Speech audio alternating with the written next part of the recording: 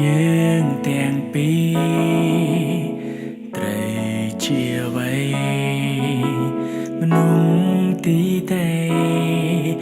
ឥឡូវចិត្តបងកាយដូ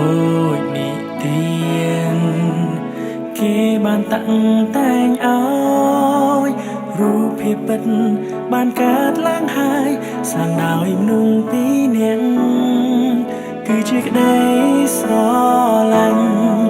ចេញពីអារម្មណ៍ជាចាំងជឿជាក់ចំពោះគ្នាជានិស្ស័យក៏អាចថាបានឲ្យជួបរឿងចៃដន្យតែបងជឿលើអារម្មណ៍យើងដូចគ្នាក្តីស្រឡាញ់មួយនេះមិនដឹងចាប់ផ្ដើមពីពេលណាអ្វីដែលបងចាំសន្យាមើលថែមនុស្សស្រីម្នាក់ឈ្មោះនីកាប្រាប់ថាស្រឡាញ់អូ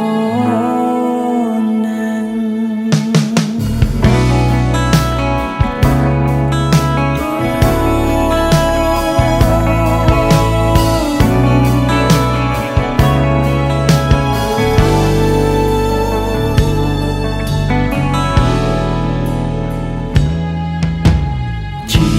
មនុស្សម្នាក់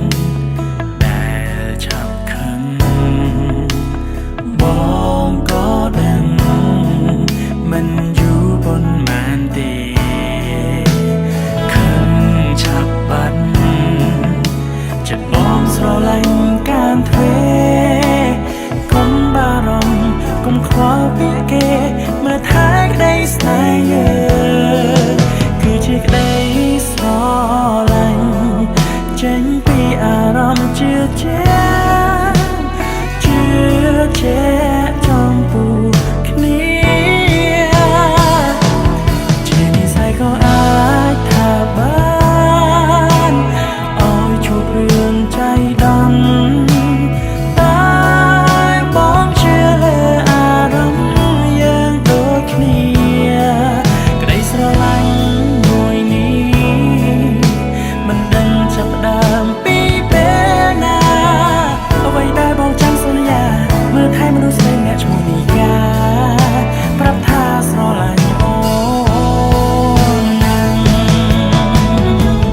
កាន់ដៃគ្នាដើរលើផ្លូវជីវិតវែងឆ្ងាយគ្មានពាក្យថាស្ដាយក្រោយឡើយណាស្គាល់សុខទុក្ខយ៉ាងណាគឺមានតែបងហើយនឹងអូនប្រែបែបលោករួមគ្នាដោយក្តីសង្ឃឹម